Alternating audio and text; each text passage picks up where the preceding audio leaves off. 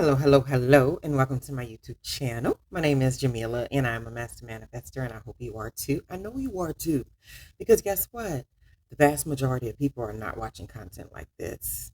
The name of this channel is Manifesting Magic the Practical Way, because believe it or not, I actually enjoy talking about the practicalities because I think that's the place where most magical manifestors get held up, right? Nonetheless, today what I'm discussing is the importance of being different. I don't think people in life realize how detrimental it is to be different. And I'm not saying being different just for the sake of being different, just doing weird things for the sake of doing weird things because you're trying to get people's attention or garner some type of idea about who you are but it's not authentic. What I mean is that you have to be different in a way that your character is strong and your character is reliable and dependable and it's clear. And the reason why is because most people you're interacting with, I don't care if they are above you in environments, below you, side by side, whatever, they do not have clear ideas. They do not have a clear mindset about what it is they represent in the world, who they are, what do they stand for, what's important to them.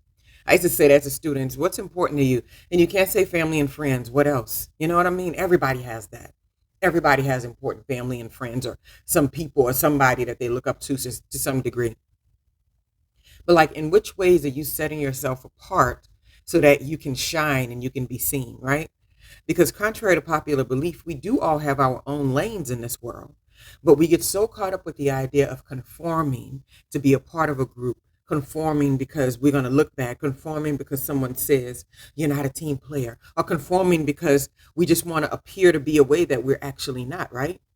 So when you start stripping all that stuff away and you get to a place where you realize I was already enough before I was tampering with myself in these environments, right? But one thing that I find that's more important than anything everywhere that I went, because I was contemplating this morning, and it's the idea that you have to be different. You have to be exceptional, and it's not hard to be exceptional. It takes some stick to itiveness, and it takes some time, and it takes focus, but it's not hard. And because it takes stick to itiveness and it takes focus and it takes having a personal constitution, a lot of people never ever even approach the space of organizing their mind and their thoughts enough in order to create something that they can enjoy.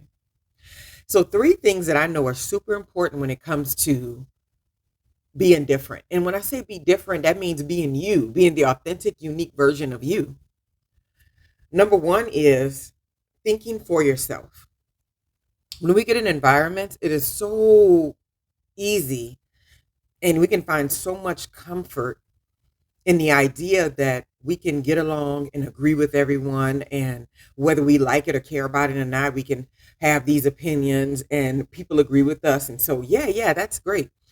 And you see this everywhere you go. And I break it up in my classrooms when I would teach. I just like, you can't say that you agree with what the last person said. I said, matter of fact, I would love for you to try to poke holes in whatever theory they've presented. Please, right?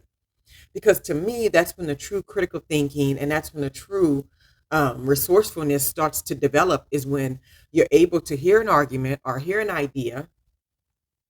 You can hear how great the idea is coming from someone else, and they can give you all the supporting information. They can make a real good persuasive argument, right?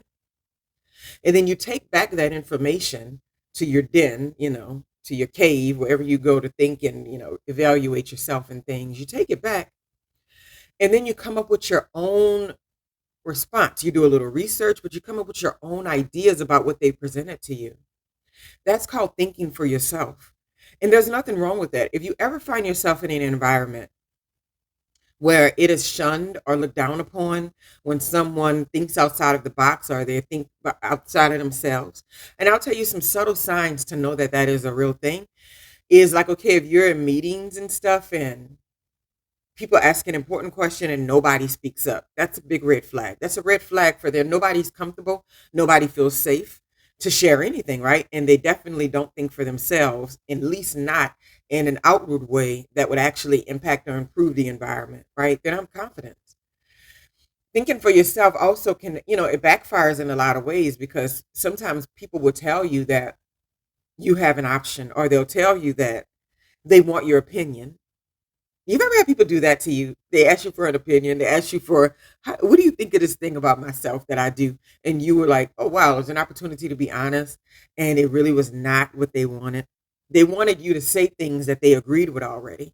They didn't want you to actually think for yourself and come up with your own ideas and come up with your own opinions and explanations and your own research and then share that, right?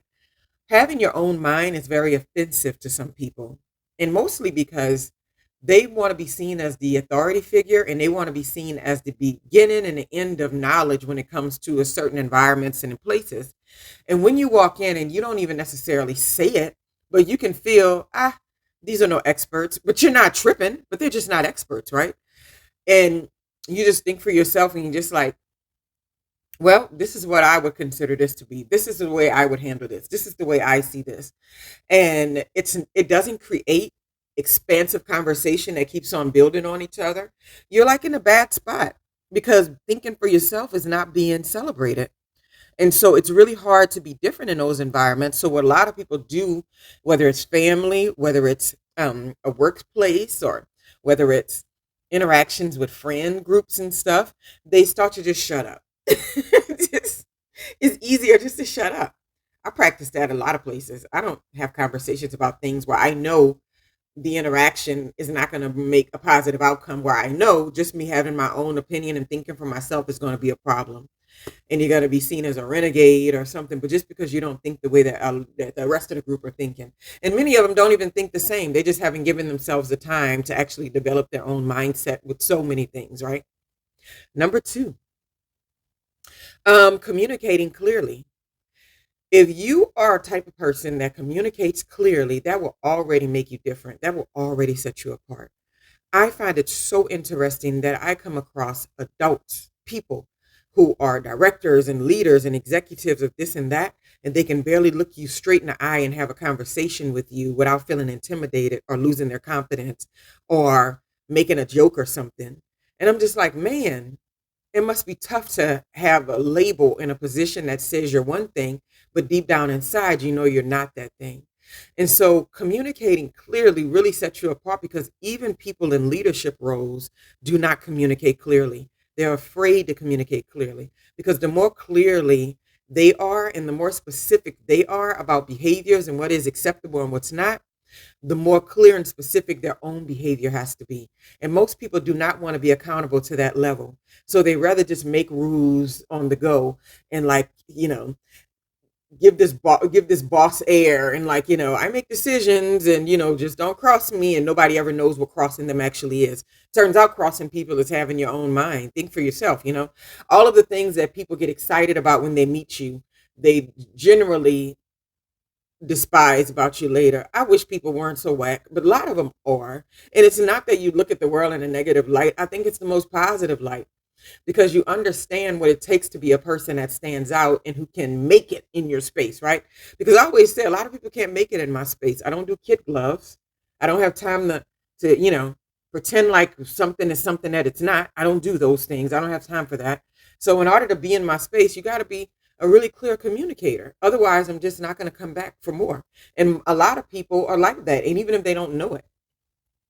So just being able to be a person of your word, to look people directly in the eye and say something that's valuable and say something that may not be popular or say something that you truly feel and be comfortable in it and say, hey, this is just what it is. Let me share this with you, right? So you have real clear communication standards. you know you just do. I run into people now who've told me so many different things and I just look at them and I'm like, deep down inside they got to know that they're not a person of their word and they're full of it, and I can see straight through it. You get in trouble for that too. If you can see straight through people's bull, you get in trouble for that even when you don't say nothing about it. Like it's like, dude, I'm looking right in your eyes and I see this is nonsense. So but not many people are willing to communicate that clearly. So it's like sometimes when you run into the environments where you're very authentic, you're a very clear communicator, you're very, you know, You share when people ask you, you're honest about what you think about most situations. They don't like it, but this is the thing. Being a clear communicator it's aspirational for people whether they admit it or not. It's inspirational to people whether they admit it or not. So I would never not have that, right? I always tell people, how do you want to be different? You don't want to make up shenanigans and wear crazy hair, shoes, unless that's just you and you enjoy that kind of thing. But what sets you apart is just being a strong individual who is not a victim. That's one of the biggest things, right? And these are the ways that people who are not victims live in the world. They think for themselves, even when the environment does not approve of it and does not appreciate it. They communicate clearly too, because they understand the importance of their word. They understand how important it is for people to understand what it is they're trying to create, who they are, where they're going, what's the next level, and how we can be transactional or collaborate on something. It's very important to them to not waste time, because they understand that time is life. Time is not money. That's a small measurement of time. Money is like the smallest measurement of time there is. Time is life. And you don't get to waste my life. Nobody does. I don't even get to waste my life. So, no, I communicate clearly to cut down on the nonsense. And the third one that's so important is having personal standards. That is also something that'll set you apart. Because you're just like, how can I be different? You already have the tools, but it's certain things that you're probably not showing. Show people that you have personal standards, right? I don't care how many people around you are doing a certain behavior or acting a certain way.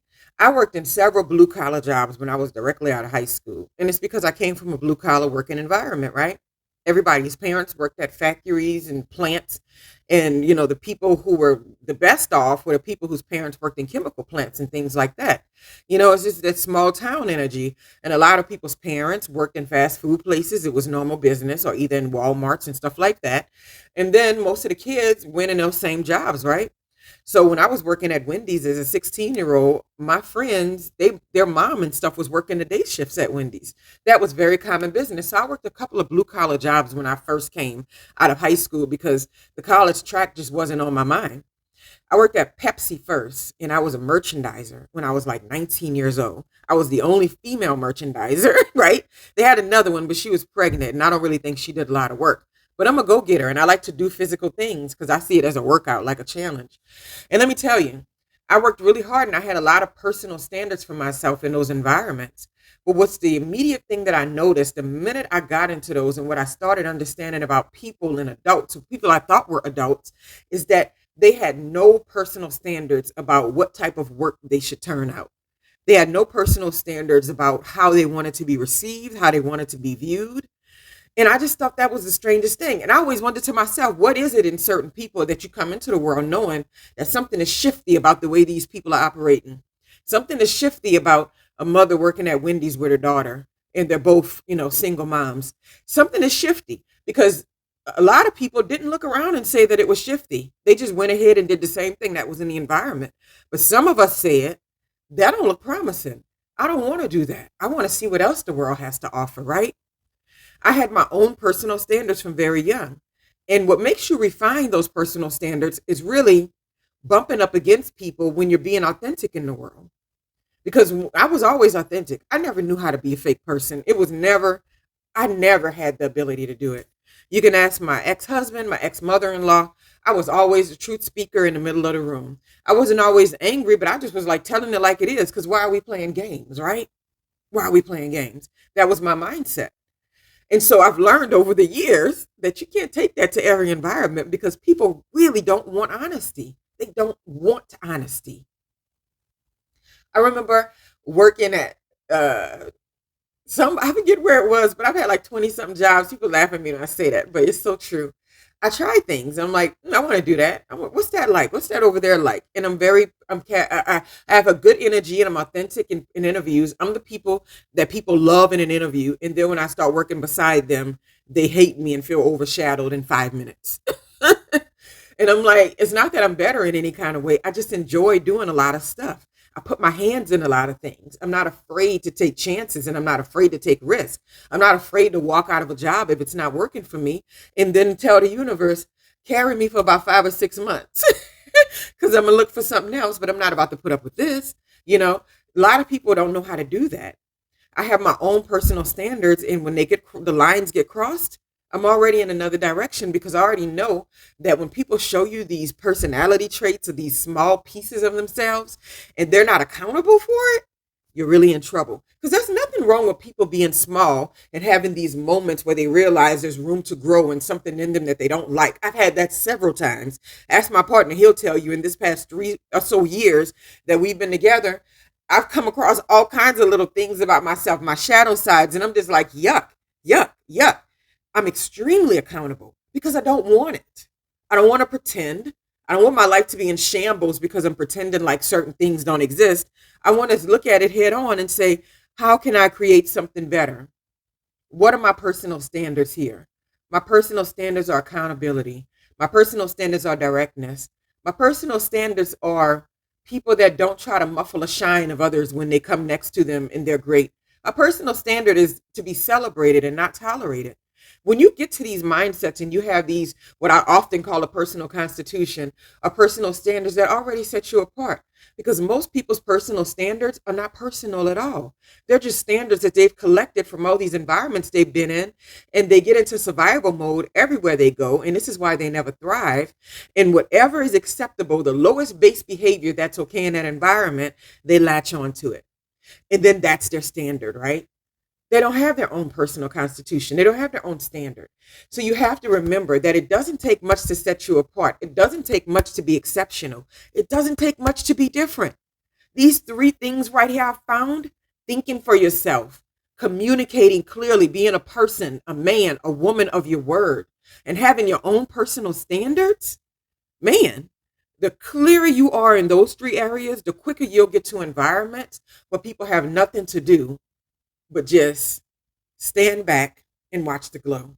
Either you join me and we get together and we collaborate together and we do great things together, right? But you're never going to muffle me and you're never going to shrink me. I'm just going to go somewhere else. So keep that in mind. You got to be different. You got to be different in this world. And being different is not shenanigans. Being different is being clear. Being different is understanding that time is life.